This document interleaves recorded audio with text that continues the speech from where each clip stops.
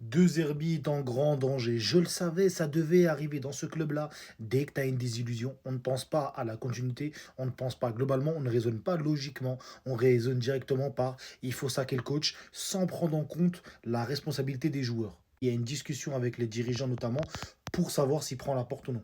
Mais moi j'ai envie de demander comment vous voulez créer une continuité si dès qu'il y a la moindre déception, on vire le coach, on vire la structure, la base même du projet. Parce que je vous rappelle que les joueurs qui sont venus, Timber, Greenwood, Højbjerg, Rouli, que ce soit même Haggard, Pavard, ces joueurs-là sont venus parce que De Zerbi était là.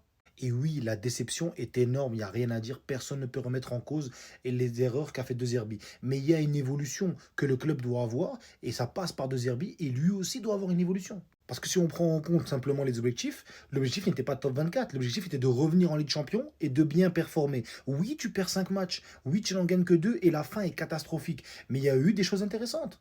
En Ligue 1, tu es dans le top 3, ce qui était l'objectif de l'OM, voire top 4, mais top 3 pour se qualifier directement en Ligue Champion l'année prochaine.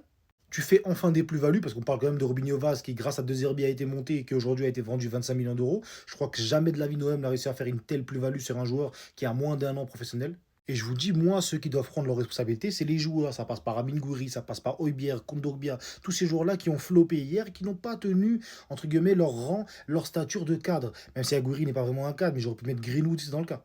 Donc j'espère que les dirigeants et De Zerbi ne feront pas l'erreur d'écouter les réseaux sociaux parce que souvent c'est une grosse erreur. Ces personnes ne réfléchissent pas de manière raisonnée et laissez le temps de finir la saison et on verra. Il reste encore l'objectif de la Coupe de France et l'objectif du top 3 de Ligue 1. Si deux objectifs sur trois sont réussis, pourquoi le critiquer pour le remettre en cause? Et en général, c'est rare qu'on fasse deux ou trois saisons de suite sur le podium.